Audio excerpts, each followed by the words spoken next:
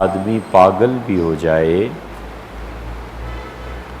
تو بھی وہ دو حالتوں میں سے ایک حالت سے گزر رہا ہوتا ہے، اور وہ آدمی یا سکھانے والا ہوتا ہے معلم، اور یا سیکھنے والا ہوتا ہے متعلم۔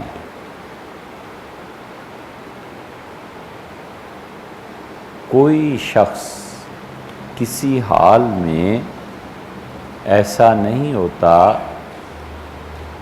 کہ وہ کسی چیز کو سیکھ نہ رہا ہو یا کسی چیز کو وہ لوگوں تک پہنچا نہ رہا ہو۔ یہ دو حالتیں انسانوں پر لا محالہ گزرتی ہیں۔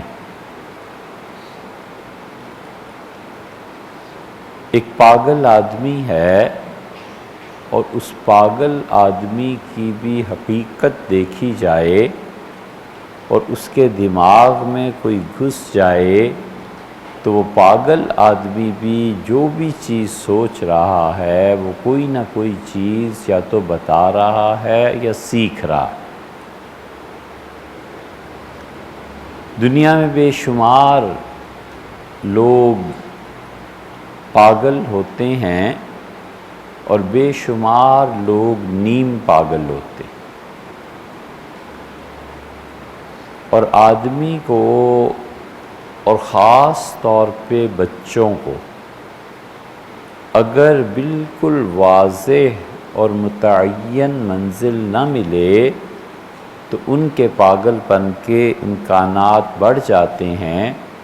اور جو لوگ اپنے بچوں کی تربیت اس اعتبار سے کرتے ہیں یا جن بچوں کے سامنے ایک آئیڈیل ہوتا ہے، وہ بچے اس پاگل پن سے، دماغ کے خراب ہو جانے سے محفوظ رہتے ہیں۔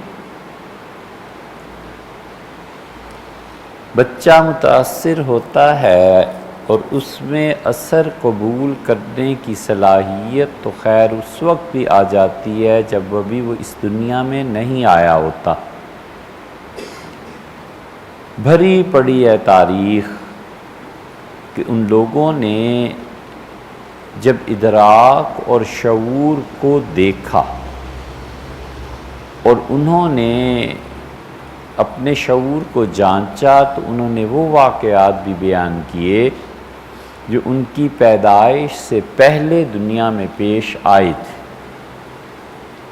حضرت شاہ ولی اللہ محدث دہلوی رحمۃ اللہ علیہ نے ایک جگہ لکھا ہے کہ میں نے اپنے والد صاحب کو بتایا کہ میری پیدائش کے دن جب قریب تھے تو آپ اور میری والدہ کھانا کھا رہے تھے اور ایک بڑھیا مانگنے کے لیے آئی،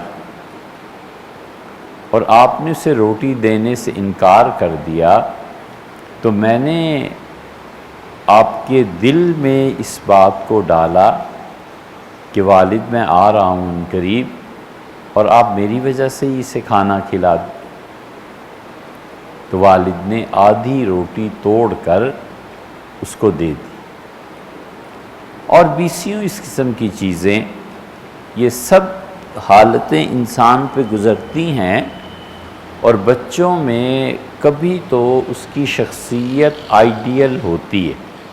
ڈاکٹر کا بیٹا ہے، صبح و شام اٹھتے بیٹھتے کلینک کی باتیں، ڈاکٹر صاحب آتے ہیں، کھانا کھاتے ہیں، بچے سنتے ہیں تو وہ ویسے ہی بیان کر دیتا ہے کہ آج ایک پیشنٹ آیا تھا، یہ بیماری تھی، یہ میں نے علاج کیا، اس نے یہ سمجھا، یہ وغیرہ وغیرہ لطیفے بھی ہوتے ہیں۔ لیکن بچہ غیر ارادی طور پر اپنا آئیڈیل ایک ڈاکٹر کو بنا لیتا ہے کہ والد ڈاکٹر ہیں لہٰذا میں بھی بڑے ہو کے ڈاکٹر بنوں۔ بزنس مین کا بھی یہی حال ہے، ایک فلسفی ہے اس کا بھی یہی حال ہے، مولوی صاحب ہیں ان کا بھی یہی حال ہے۔ اور کبھی بچہ خارج سے آئیڈیل کو وصول کرتا ہے، اور خارج سے اس طرح وصول کرتا ہے کہ وہ پڑھتا ہے، دیکھتا ہے، سنتا ہے، تو جو غذا حواس خمسہ یا کم سے کم حواس ثلاثہ کے ذریعے اندر جاتی ہے، وہ اس کے اندر ایک بت تراشتی ہے کہ ایسے ہونا ہے۔ آنکھوں سے دیکھتا ہے، کانوں سے سنتا ہے اور زبان سے دریافت کرتا ہے یا بحث کرتا ہے۔ یہ تینوں ذرائع ایسے ہیں کہ ان کے ذریعے اندر ایک شخصیت آئیڈیل بنتی چلی جاتی ہے اور بچہ اس کی طرف سفر کرنا شروع کر دیتا ہے۔ مثلاً وہ اخبار پڑھتا ہے، مثلاً بچے کو خبروں سے دلچسپی ہے تو وہ دیکھے گا کہ یہ ایک پولیٹیکل لیڈر ہے، یہ ایک ریلیجیس لیڈر ہے، یہ ایک ایسا آدمی، یہ ایک ایسا آدمی ہے، اور اس کے ذریعے سے وہ اس شخص کو اپنے ذہن میں جگہ دینا شروع کرے گا، پھر وہ اس کے متعلق گفتگو کرے گا، پھر اس کی تقریریں اور باتیں سنے گا۔ یہ تینوں چیزیں مل کر ایک ایسے آئیڈیل کو اس کے اندر بٹھا دیتی ہیں کہ اس کی کوشش ہوتی ہے کہ میں بھی یہی کروں۔ اس میڈیا کا بہت بڑا نقصان اور جڑ سے اکھیڑ دینے کی ایک چیز یہ ہے قوم کو کہ انہوں نے آئیڈیلز جو دیے ہیں وہ یہ دیا ہے کہ یہ ہیرو ہے اور تمہیں ہیرو بننا ہے۔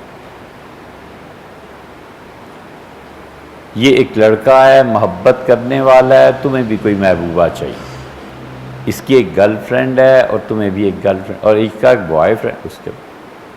یہ وہ چیزیں ہیں جو بیج بن جاتی ہیں تباہی کی بھی اور بیج بن جاتی ہیں ترقی کی بھی۔ اسی لیے باہر کی دنیا میں پوری سیریز چلتی ہیں کہ ایک بڑی شخصیت کیا تھی۔ نیپولین مثلاً کیا تھا، وہ ایک فلم چلا دیں گے کہ نیوٹن کیا تھا، وہ ایک پوری ڈاکومنٹری بنا دیں گے کہ آئنسٹائن کیا تھا۔ بچے جب ان چیزوں کو دیکھتے ہیں تو اس آئیڈیلزم کو اپنے اندر لے لیتے ہیں اور پھر وہ بچہ ویسے ہی بننا شروع ہو جاتا ہے۔ لیکن عموماً یہ چیز اس وقت پیش آتی ہے جب اس کے سامنے گھر میں بھی کوئی موجود نہیں ہوتا اور اس کے اساتذہ میں بھی کوئی اتنی اسٹرانگ پرسنالٹی نہیں ہوتی جو اس کے ہوش و حواس پر چھا جائے۔ جب یہ نہیں ہوتا، کبھی پیشہ چھا جاتا ہے، شخصیت نہیں چھاتی، پیشہ چھا جاتا ہے۔ پیشہ اس طرح سے چھا جاتا ہے کہ وہ دیکھتا ہے ایک آدمی برتن بنا رہا ہے تو اس کے جی میں خواہش ابھرتی ہے کہ میں بھی کیوں نہ برتن بنانے والا بن جاؤں۔ وہ ایک آدمی کو دیکھتا ہے کہ وہ ویلڈنگ کر رہا ہے تو اس کے اندر جی میں آتا ہے کہ کیوں نہ میں ویلڈنگ کو اختیار کر لوں اور یہ چیز میں کرنا شروع کر دوں۔ تو اس طرح مختلف عناصر جو ہیں وہ انسان کی شخصیت کو تشکیل دیتے ہیں، لیکن ہوتا یہ ہے کہ جن بچوں کے پاس کوئی آئیڈیل نہیں ہوتا وہ بچے تباہی کا، بربادی کا شکار ہو جاتے ہیں۔ مدتوں انہیں پتہ ہی نہیں چلتا کہ ہم نے کرنا کیا۔ اس پانی کی طرح جس کا راستہ متعین نہیں ہوتا اور جدھر اسے راستہ ملتا ہے وہ پھر چلتا چلا جاتا ہے۔ اور یہ شخصیت کا بہت بڑا نقصان ہے کہ انسان کے سامنے کوئی آئیڈیل نہ ہو اور وہ اس آئیڈیل کی وجہ سے اپنے آپ کو بنا نہ سکے۔ تو آدمی ہر حال میں دو چیزوں میں ہوتا ہے، یا وہ سیکھ رہا ہوتا ہے یا وہ سکھا رہا ہوتا ہے۔ اس سیکھنے اور سکھانے کے عمل کے بعد دو چیزیں ہو جاتی ہیں، ایک ہے وجود اور ایک ہے شعور۔ انسان کا حقیقی وجود اس کے اخلاقیات سے تعلق رکھتا ہے اور انسان کا شعور اس کے علم سے تعلق رکھتا ہے۔ وجود اخلاقیات سے جڑا ہوا ہے اور شعور علم کے ساتھ جڑا ہوا۔ بس اب جتنی بھی آگے باتیں ہیں نا وہ اس سے ایک فکرے کی شرح ہی ہیں کہ انسان کا وجود اور انسان کا ہونا اس چیز کا نام نہیں ہے کہ وہ گوشت پوست کا ایک لوتھڑا سا ہے اور اس کے نقش و نگار ہیں۔ انسان در حقیقت اس کو کہتے ہیں جو اپنے اخلاقیات سے ثابت کرتا ہے کہ وہ انسان، اور اس کے شعور کی بیداری وہ اس علم کے ذریعے ہوتی ہے جس علم میں وہ آہستہ آہستہ منازل طے کرتا ہے، تو اس پہ نئے نئے انکشافات ہوتے ہیں۔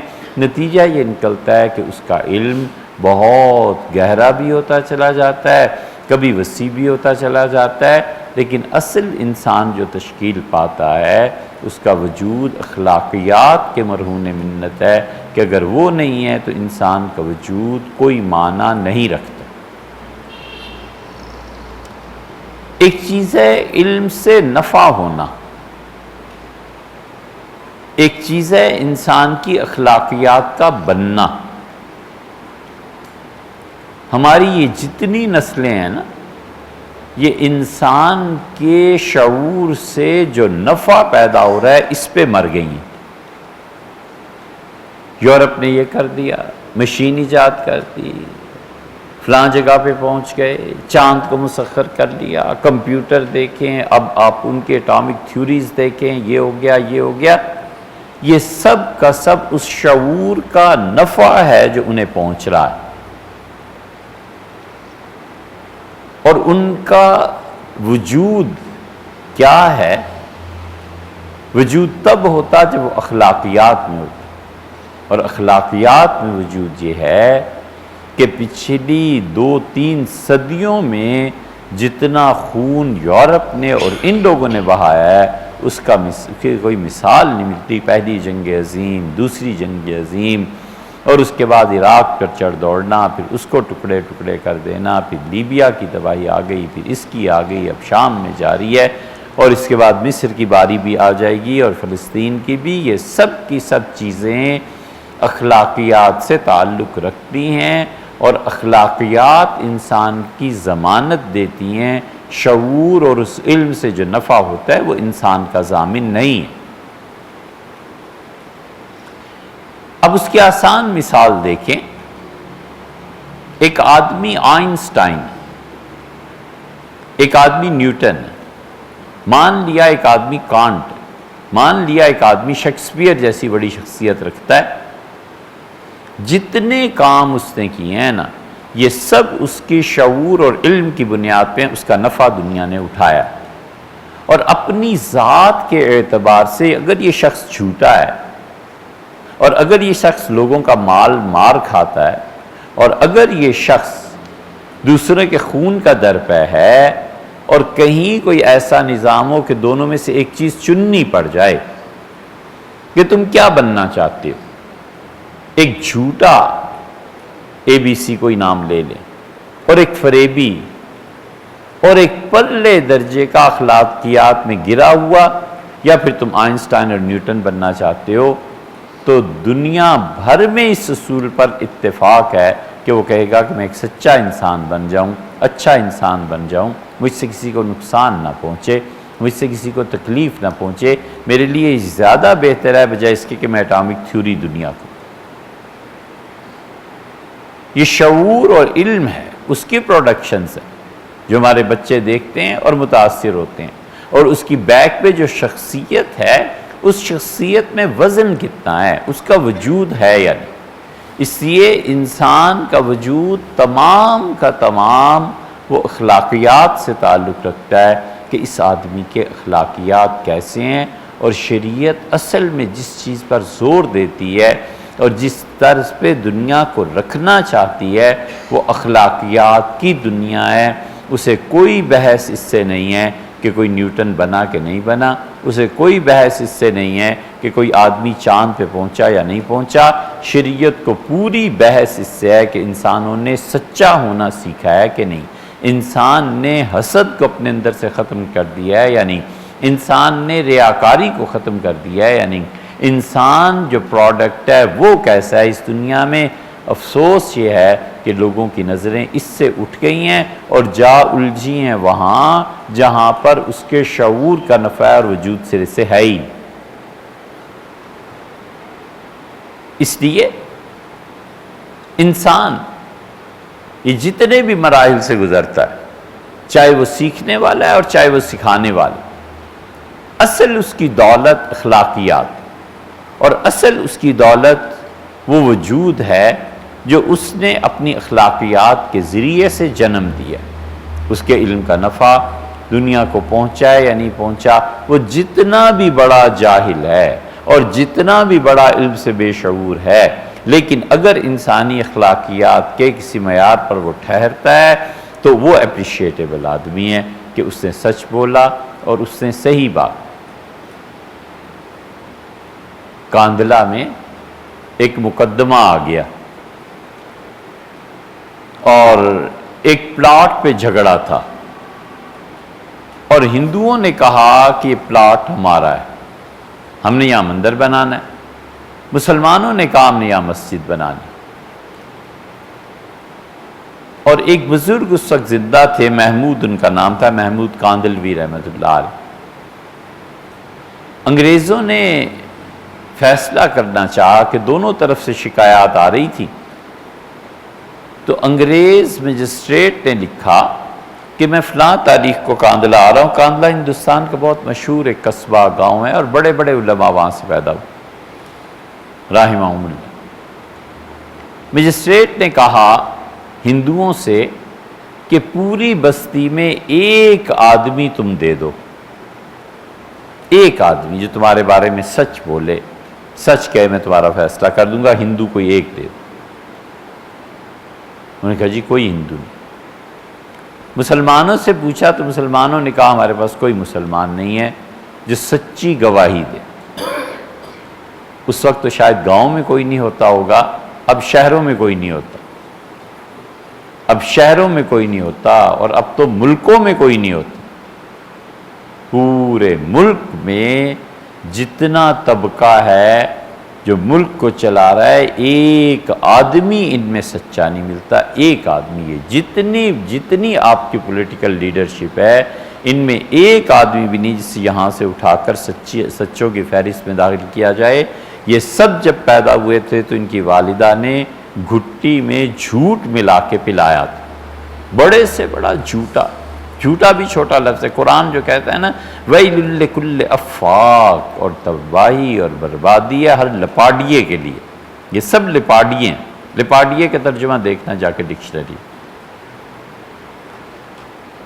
مجسٹریٹ نے مقدمے کی غرض سے پھر لکھا، اسے پتہ چلا کہ محمود کاندھلوی مولانا ایسے ہیں، مسجد کے امام ہیں، اور ہندوؤں سے کہا کہ یہ آدمی کیسا ہے؟ انہوں نے کہا مسلمان ہے لیکن ہمیشہ سچ بولتا ہے، ہم اس کی گواہی قبول۔ مسلمانوں سے پوچھا، انہوں نے کہا مولانا سے ہم نے کبھی بھی جھوٹ نہیں سنا، ہمارے لیے قابل اطمینان ہے۔ جب ہندو مسلم اتفاق ہو گیا ایک پہ، تو جتنے مسلمان تھے یہ آئے اور آ کے کہنے لگے کہ حضرت بالکل جا کے بات کرنی ہے، یہ پلاٹ مسجد کا ہے، حضرت آخرت میں اللہ پوچھے گا، اور حضرت اسلام کا مسئلہ ہے، اور حضرت یہ اور حضرت وہ۔ سنتے رہے، ہندو بھی آئے، انہوں نے کہا حضرت سچ بتانا، جو کچھ بھی ہے نا بات آپ نے سچی کرنی ہے۔ ان کی بھی سنتے رہے۔ مجسٹریٹ کا خط آیا اور اس نے لکھا کہ فلاں تاریخ کو میں کاندھلہ میں آ رہا ہوں، اور مولوی صاحب آپ گواہی کے لیے آئیں گے۔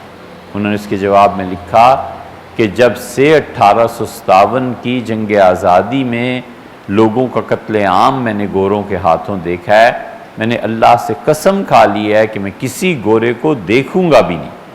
اچانک نظر پڑ جائے تو ایک الگ بات ہے، ورنہ مجھے پتہ چل جائے تو میں کسی انگریز کی شکل دیکھنا بھی پسند نہیں کرتا۔ غالب نے لکھا ہے ایک جگہ خط میں، صاف تو نہیں لکھ سکتے تھے نا، پکڑے جاتے۔ غالب نے لکھا ہے کہ شہر میں ایک بندر آ گیا ہے جس میں ہاتھیوں جیسی طاقت ہے اور شیر جیسی درندگی ہے، مکانوں کو ڈھاتا اور لوگوں کو قتل کرتا چلا آتا ہے، اور کوئی اس کو پوچھنے والا نہیں۔ یہ کسی کو خط میں لکھ کے بھیجا ہے 1857 کی جنگ آزادی کے بعد۔ انہوں نے خط لکھا، انہوں نے کہا میں تمہاری مطلب یہ تھا کہ شکل نہیں دیکھنا چاہتا، ملنا تو درکنار۔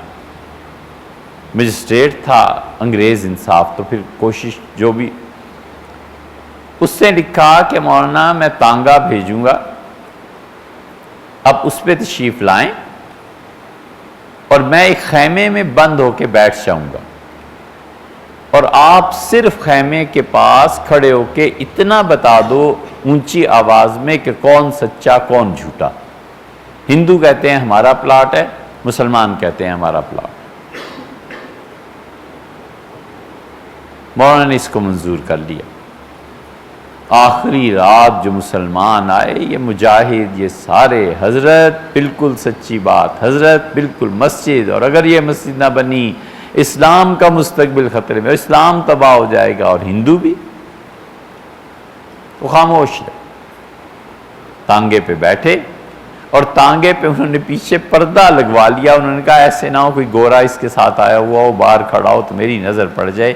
اتنی نفرت تھی، فرماتے تھے نظر پڑ جاتی ہے تو طبیعت خراب ہوتی ہے، وہ ظلم اور قتل اور خون یاد آتی ہے۔ خیمے کے پاس اتارے گئے اور اونچی آواز سے بولے اور کہنے لگے مجسٹریٹ صاحب، ہندو سچا، مسلمان جھوٹا۔ یہ کہہ کے تانگے میں بیٹھے اور چل۔ وہ مسلمانوں نے ان کے ساتھ کیا وہ کچھ کیا جو ان کی عادت ہے کہ ارے اسلام ڈوب گیا، یہ کیا کر دیا، یہ کیا کر دیا۔ اور مجسٹریٹ نے ہندوؤں کے حق میں فیصلہ دے دیا مولانا کی گواہی پہ، اور مولانا کی اس گواہی سے 15-16 ہندو خاندان مسلمان ہو گئے۔ انہوں نے کہا کردار ہو تو ایسا ہو، بندہ ایسا چاہیے کہ ڈٹ گیا کہ جو سچ ہے سو سچ ہے اور جو جھوٹ ہے وہ جھوٹ ہے۔ اس لیے انسانی معیار زندگی کا، اور انسان جس چیز سے بنتا ہے وہ اپنے اخلاقیات سے بنا کرتا ہے، اور انسانی اخلاقیات کے لیے قانون نہیں ہوتا۔ مثلا گورنمنٹ یہ سزا مقرر کر دے کہ جو جھوٹ بولے گا اسے 6 مہینے قید ہوگی، بن ہی نہیں سکتا قانون۔ جو سچ بولے گا اسے اتنا انعام، قانون نہیں بن سکتا۔ قانون کیسے بن جائے؟ نتیجہ اس کا یہ نکلتا ہے کہ قانون جرائم کے لیے بنتا ہے، اور انسان کے اخلاقی وجود اور انسان کے حقیقی وجود کے لیے پھر اللہ نے ان لوگوں کو رکھا ہے جو لوگ معاشرے میں تربیت کے مقام پر ہوتے ہیں۔ قانون کی بالکل فہرست الگ کر دی، اور مقننہ کے علاوہ جو لوگ اخلاقی تربیت کا کام کرتے ہیں وہ لوگ دوسری طرح کے ہوتے ہیں۔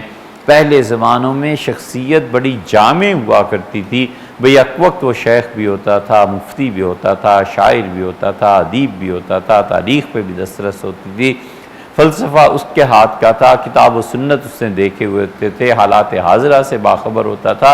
اتنی جامع شخصیات کہیں اب تو صدیوں میں پیدا ہوتی ہیں، لیکن جو قدیم مسلمان تھے ایک ہی وقت میں وہ یہ سارے اوصاف رکھتے تھے۔ ابن جوزی رحمت اللہ علیہ بڑے آدمی، ابن جوزی اپنے بعد میں آنے والوں کے ظاہر ہے کہ استاد ہے۔ ابن قیم، شیخ الاسلام ابن تیمیہ، ذہبی، ہر کوئی ان کی تعریف کرتا ہوا نظر آتا ہے کہ جوزی رحمت اللہ علیہ اتنے بڑے آدمی۔ جوزی کی چیزیں ہم نے پڑھی کتاب و سنت پہ، اتنی شدید تنقید کی ان کی نظر ہے کہ مسلم اور بخاری کو انہوں نے آڑے ہاتھوں لیا ہے کہ اس کتاب میں یہ چیز صحیح نہیں، یا یہ چیز، یا یہ چیز، یہاں یہ چیز۔ حدیث کو دیکھو اور تفسیر کو دیکھو تو پورے قرآن پاک کی تفسیر لکھ۔ بڑی حیرت ہوئی، اردن گئے تو کتابیں خریدنا تھی، اور ایک کتاب پر نظر پڑی تو وہ دوسری جلد تھی، اور وہ طب پہ پوری کتاب انہوں نے لکھی تھی۔ اب اس کی پہلی جلد تو جو مسلمانوں کا طرز عمل ہے، انہیں مینیجر سے کم عہدہ نہیں چاہیے، ٹھیکیدار کھڑے ہو کے کام کروائیں دوسروں سے، خود کچھ نہیں کرنا۔ انہیں ایسا عہدہ چاہیے کہ جہاں لوگ ان کے تابع اور ان کے غلام ہوں، یہ خود کچھ نہ کریں۔ 12 بجے، 1 بجے، 2 بجے دکانوں پہ آنا، اور دکانیں صبح نوکروں کے حوالے کر دینا، یہ ہماری معاشرت ہو گئی۔ وہ بھی عرب سیٹھ تھا بیچارہ، آیا کہیں زور کے وقت، صبح سے لے کے بیٹھے رہے، اس ایک جلد کی تلاش میں وہ آیا تو اس نے کہا کہ یہ پہلی جلد، اچھا یہ تو فلاں جگہ پڑی ہوئی، اور فلاں جگہ سے پھر وہ جلد نکالی گئی اور پھر ہمیں الحمدللہ خریدنے کا موقع ہوا۔ لیکن ہم حیران رہ گئے کہ ابن جوزی نے طب میں بھی اتنا ہی کچھ لکھا ہے اور کمال کیا ہے جتنا اس آدمی نے کتاب و سنت پہ دسترس۔ ایک جملہ معترضہ درمیان میں آ گیا، کیا تھا؟ زیادہ لمبا نہیں کرتا ڈاکٹر صاحب۔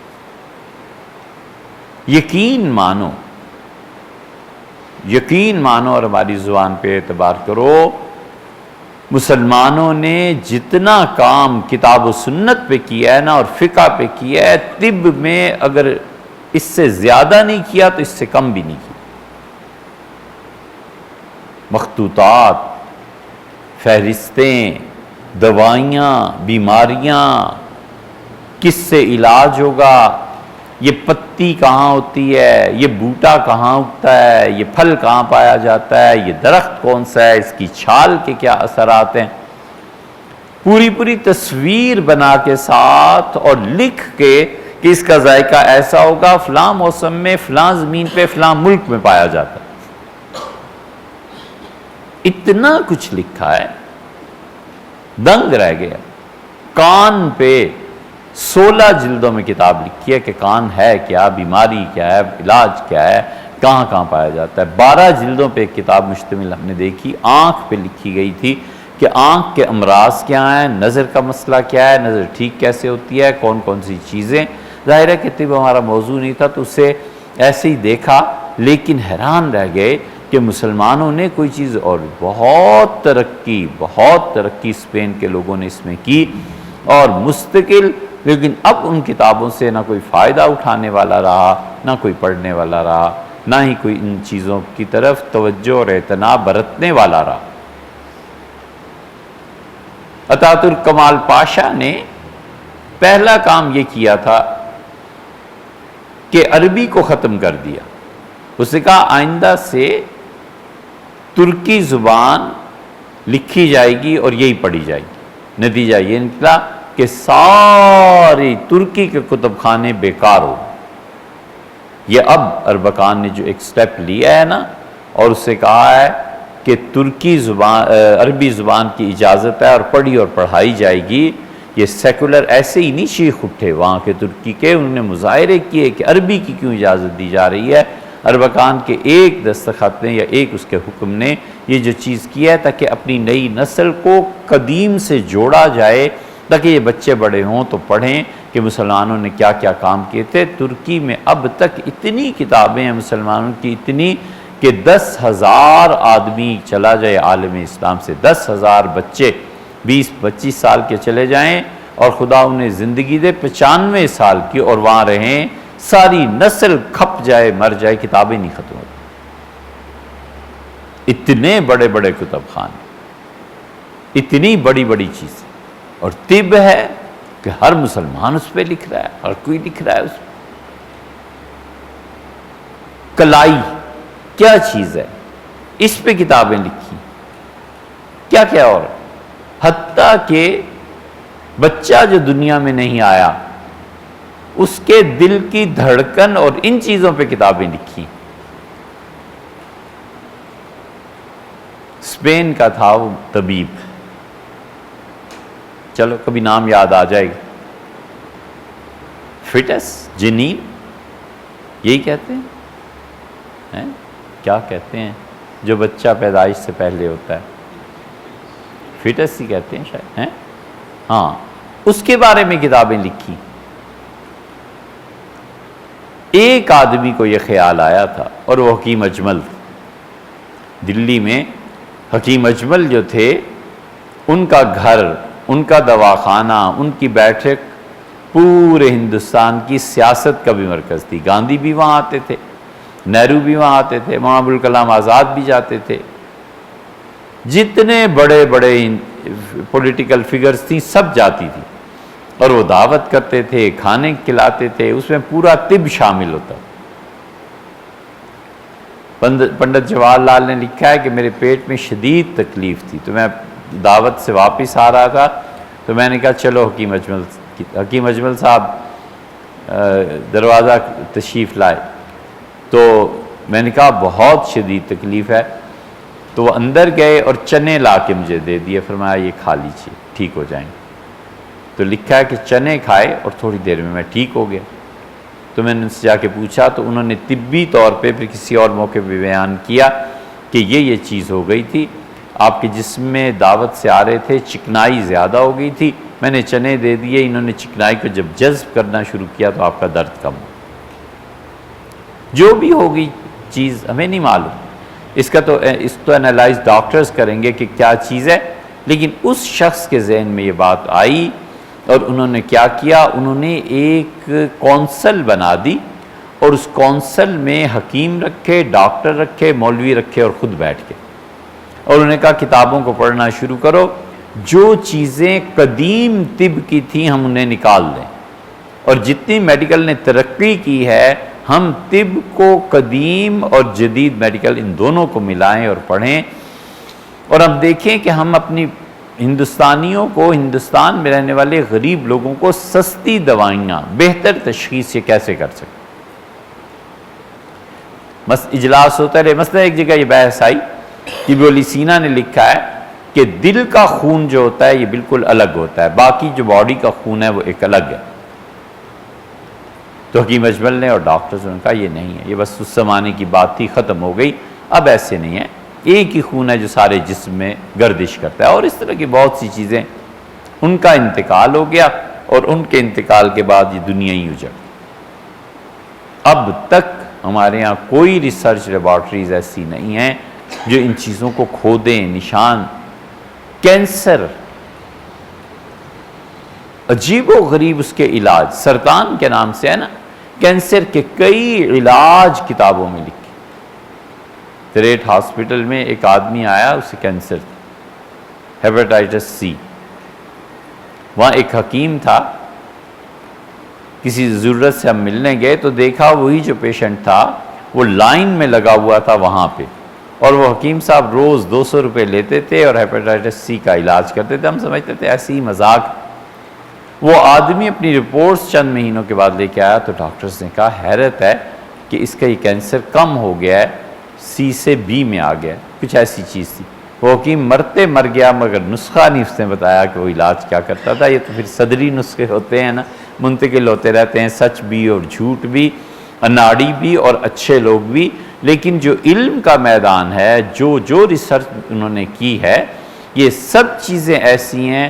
تو اس لیے اتنا طب پہ کام ہوا ہے، ایسی جامع شخصیات جو بیک وقت کتاب و سنت کو بھی جانتا ہو، میڈیکل کو جانتا ہو، تاریخ کو جانتا ہو، فلسفے کو، اور اتنی چھوٹی عمر میں اتنی وسیع پیمانے کی دسترس کم لوگ، لیکن قدماء میں ہوتے تھے، پرانے زمانوں میں ہوتے تھے۔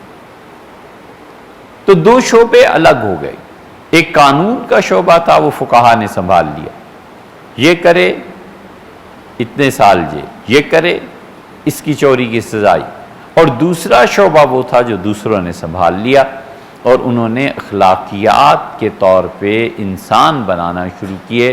حضرت رسالت مآب صلی اللہ علیہ وسلم میں یہ دونوں چیزیں، یعنی ظاہر ہے کہ ان میں تو ساری جہتیں جمع تھیں۔ وہ بیک وقت قانون کے اعتبار سے بھی بات کرتے تھے، اور رسول اللہ صلی اللہ علیہ وسلم اسی وقت انسانی اخلاقیات کے اعتبار سے بھی بات کرتے تھے کہ انسانی اخلاقیات کیا۔ جا رہے ہیں جہاد پہ، حملہ ہو گیا ہے، لڑائی ہو گئی ہے، واپس آتے ہیں جب راستے میں تو ایک لاش نظر آتی ہے، اس لاش پہ فرمایا کپڑا ڈال دو، اور دیکھا تو عورت کی لاش تھی۔ حضور صلی اللہ علیہ وسلم نے فرمایا اس بیچاری نے کیا جرم کیا تھا کہ لوگوں نے اسے مار دی۔ واپس آ رہے ہیں جہاد سے، لڑائی اور خون، اور افسوس کر رہے ہیں عورت کا، کس بیچاری کا کیا قصور تھا؟ وہ اور شان ہے، یہ الگ شان ہے۔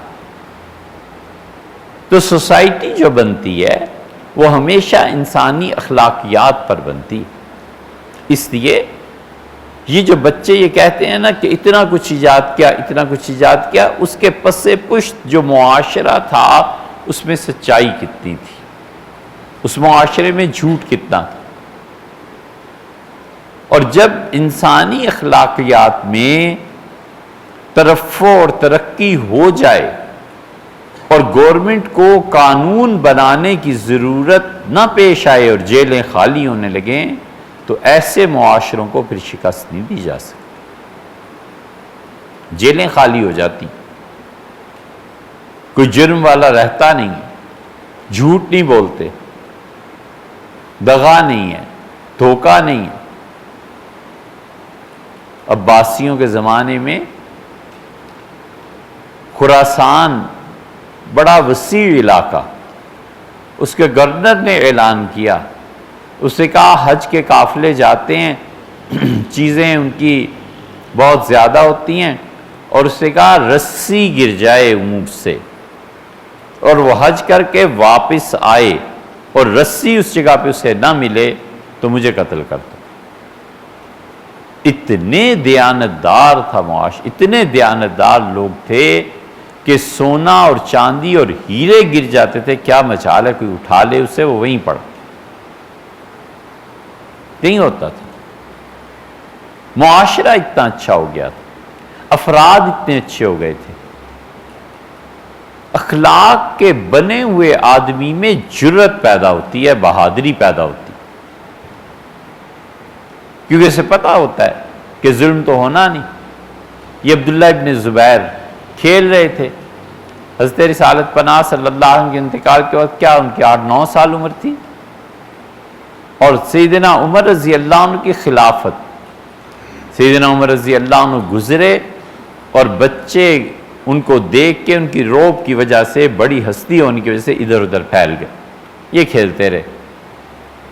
تو حضرت عمر رضی اللہ عنہ فرماتے تھے میں رک گیا اور میں نے پہچان لیا یہ زبیر کا بیٹا ہے، تو میں نے کہا کہ تم کہیں نہیں گئے، یا یہ کہ میں کھڑا رہا، تو اس سے کہا امیر المومنین نہ تو میں نے کوئی جرم کیا ہے کہ مجھے آپ سزا دیں، نہ راستہ تنگ ہے کہ آپ رک جائیں، آپ تشریف لے جائیے۔ فرماتے تھے میں نے کہا یہ صحیح زبیر کا خون ہے۔ یہ اخلاقی جرأت پیدا ہوتی، نہ کرنے کی ہمت پیدا ہوتی، اور انسان دبتا نہیں ہے، وہ سچائی پر قائم رہتا ہے، رات کو آرام سے سوتا ہے، اسے کوئی فکر نہیں ہوتی کہ یہ فراڈ کیا ہے، یہ گھپلا کیا ہے، کہ ادھر سے کچھ بھی نہیں، وہ آرام سے سوتا ہے، اسے پتہ ہوتا ہے کہ میرا کوئی جرم ہے نہیں، لوگ کچھ بھی کہتے رہیں، کل کو ان لوگوں نے شکست کھا کے واپس ادھر ہی آنا ہے۔ اس لیے شریعت کو جو فرد مطلوب ہے نا، وہ شعور کے نتیجے میں جو علم سے بنتی ہے پرسنالٹی، وہ کم ہے، وہ بھی مطلوب لیکن کم، اور اصل میں اخلاقیات سے جو وجود بنتا ہے انسان کا، یہ مطلوب ہے۔ ان پڑھ آدمی سچا ہو، دو لفظ نہیں بولتا، لکھنا پڑھنا نہیں جانتا لیکن دیانتدار ہو، گھڑے بناتا ہے لیکن مٹی میں صحیح طور پہ گھڑا بنتا ہے، وہ اس میں فراڈ نہیں کرتا، یہ آدمی زیادہ قابل قدر ہے، اور یہ آدمی ہزاروں پر بھاری ہے، اس لیے کہ اس آدمی نے اپنی شخصیت کو جھوٹ سے بالکل الگ کر دی۔ اسی کے لیے حضرت رسالت پناہ صلی اللہ علیہ وسلم نے لوگوں کو تربیت دی۔ اتنے سچے لوگ تھے یہ مشرکین مکہ، اللہ تعالیٰ نے حضور اقدس صلی اللہ علیہ وسلم کو وہاں کیوں بھیجا تھا؟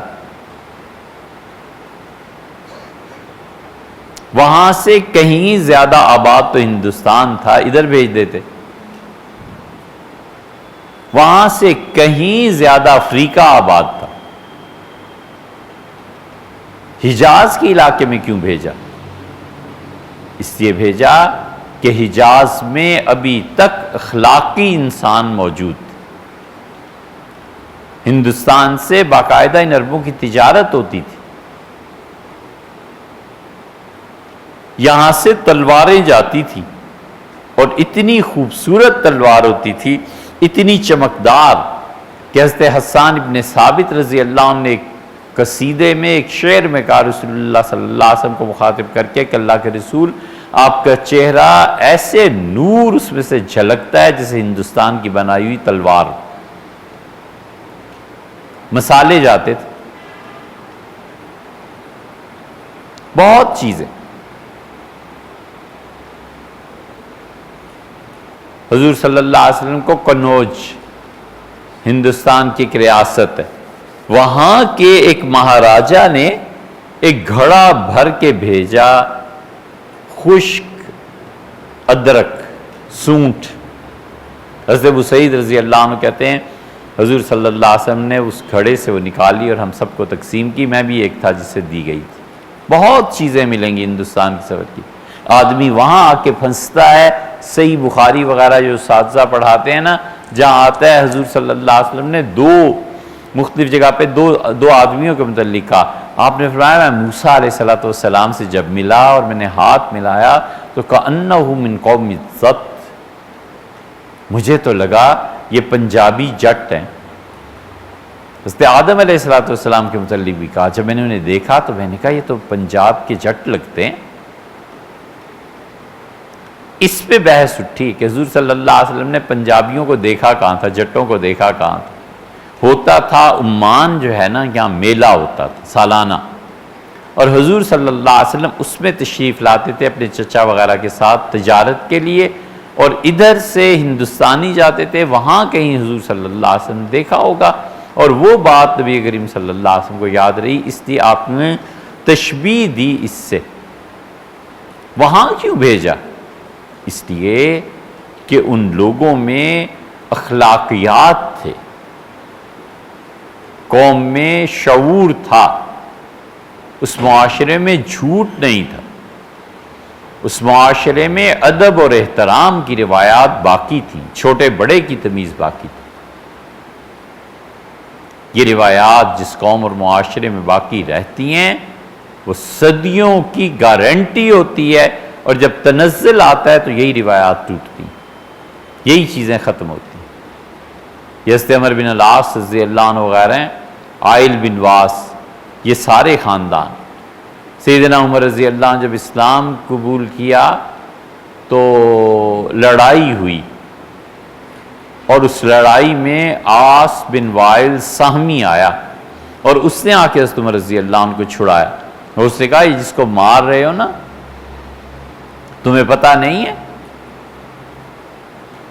کہ یہ خطاب کا بیٹا ہے، اور سارے مقدمے وہیں جاتے ہیں انصاف کے لیے، اور اگر اس کچھ ہو گیا تو پھر انصاف کے لیے کہاں جاؤ گے؟ میں اسے پناہ دیتا ہوں.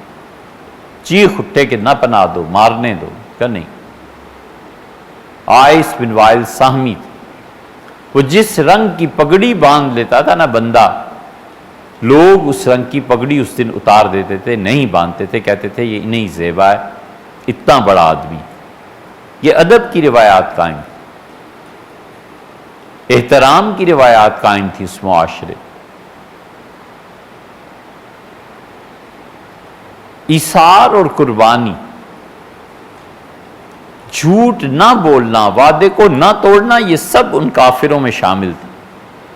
حتیٰ کہ امیہ بن خلف، حضرت بلال رضی اللہ عنہ کو مارنے والا اور بہت ہی ظالم کافروں میں سے ایک تھا مکہ مکرمہ میں. جب ایران کی اور روم کی جنگ ہوئی ہے، یہ لڑے ہیں آپس میں، تو ایرانی غالب آ گئے، اور ایرانی بھی چونکہ مشرک تھے، اور یہ مشرکین مکہ بھی مشرک تھے. مکہ والے بڑے خوش ہوئے. انہوں نے کہا جس طرح وہاں مار پڑی ہے نا، وہ بھی ایک کتاب کا دعویٰ کرتے ہیں انجیل کا، تم بھی ایک کتاب والے ہو، اسی طرح ہم بھی تمہیں کس دن ماریں گے. حضور اقدس صلی اللہ علیہ وسلم پہ سورہ روم نازل ہوئی، اور اللہ نے فرمایا کہ غلبت الروم، عیسائی ہار گئے، وَهُمْ مِنْ بَعْدِ غَلَبِهِمْ سَيَغْلِبُونَ، اور اس مغلوبیت اور اس ہارنے کے بعد تم دیکھو گے ایک مرتبہ یہ پھر ابھریں گے، اٹھیں گے، اور ایرانیوں پہ فتح ہو جائے گی. اتنی بڑی پیشن گوئی تھی اتنی بڑی کہ حضور اقدس صلی اللہ علیہ وسلم کی اور قرآن کی صداقت میں اب تک مثال ہے۔ ایک انگریز مورخ ہے، اس نے تاریخ لکھی ہے پچھلی صدی میں، اور اس نے اس موضوع پہ آ کے اس پہ فکرے لکھے ہیں، اور اس نے کہا یہ اتنی انہونی چیز تھی کہ سوائے وحی کے اور کوئی نہیں بتا سکتا۔ یہ بالکل اسی طرح ہے جس طرح آج کوئی کہے کہ افغانستان کس دن امریکہ پہ غالب آ جائے، اتنی انہونی چیز تھی۔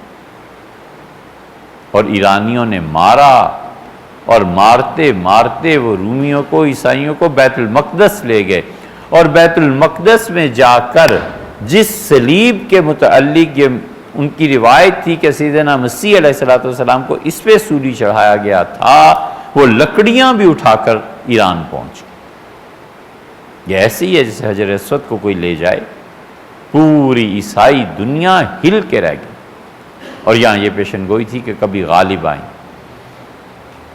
اس آیت کی تلاوت حضرت ابوبکر رضی اللہ عنہ نے کی تو جو اتنا ظالم اور کافر تھا نا، اسے کہا ابوبکر کیا بات کرتے ہو، ایرانیوں کو بھی کوئی ہرا سکتا ہے، شرط لگاؤ۔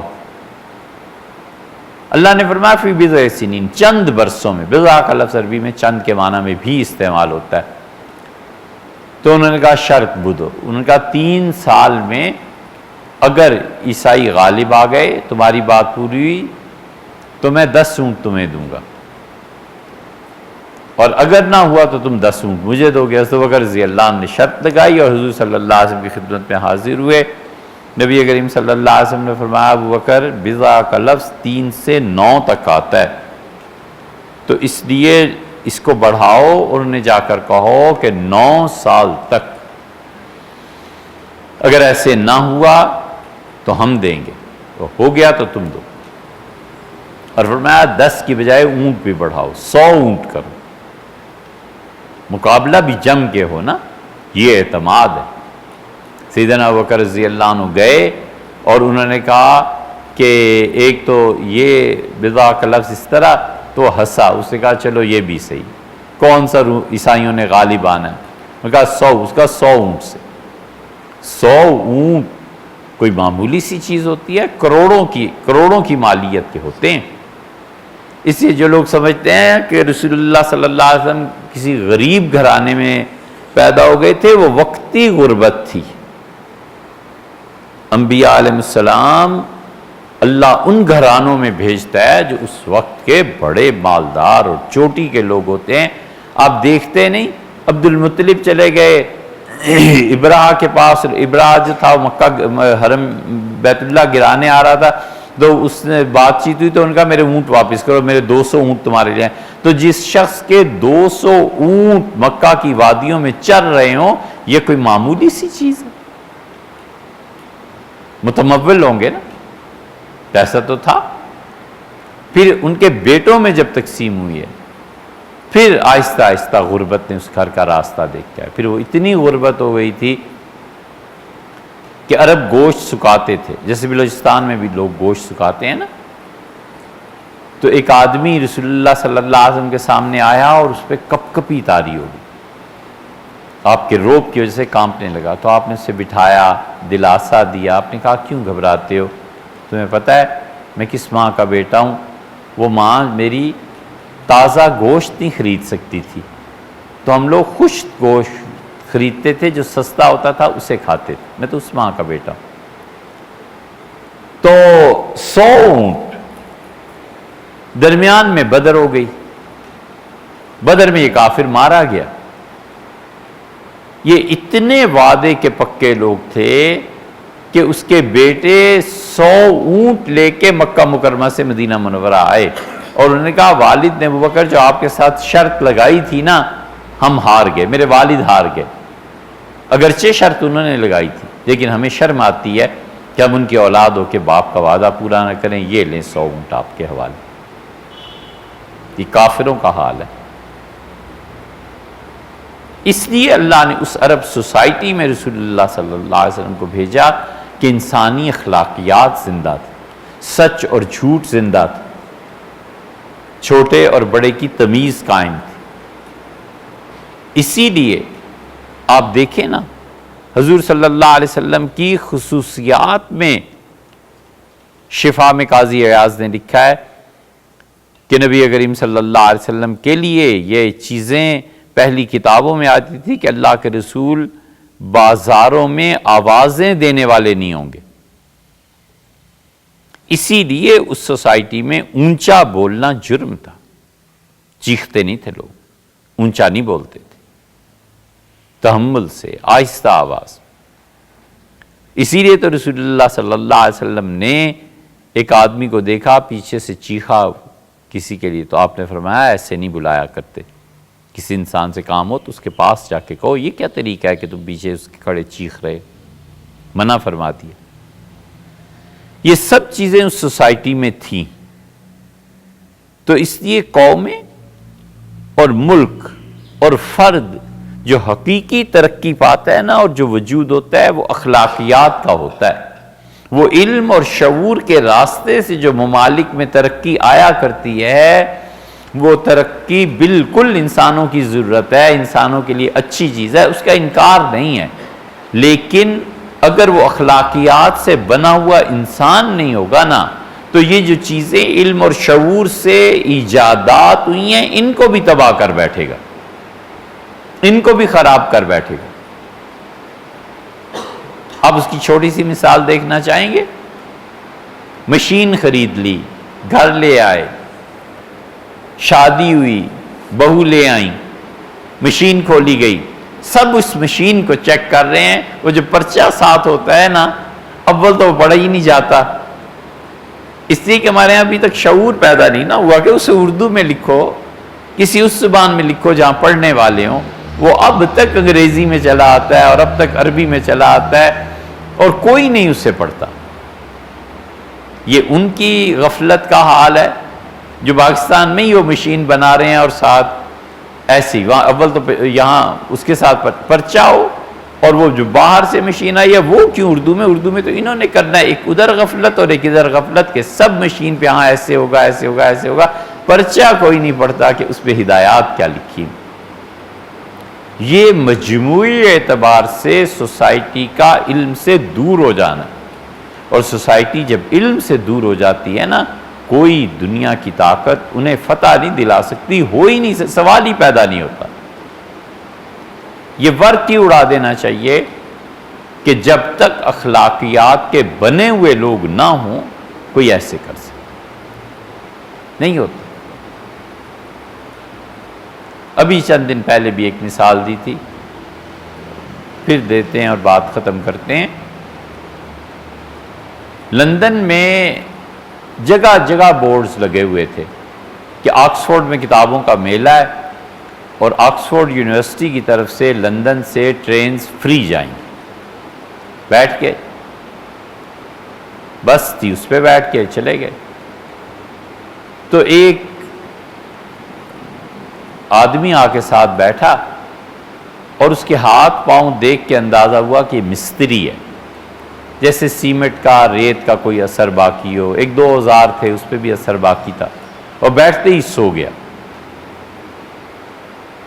ٹکٹ چیک کرایا تو اس نے کہا کہ ٹکٹ تو دکھا دی، ہم نے کہا تو ہم تو جا رہے ہیں کتابوں کی نمائش میں۔ اس کا ٹھیک، اس سے پوچھا کہاں جا رہے اس جگہ، اس کا آکسفورڈ، اس کا ٹکٹ، اس سے ٹکٹ دے دی، اس کا یہ ہے۔ کلیکٹر چلا گیا،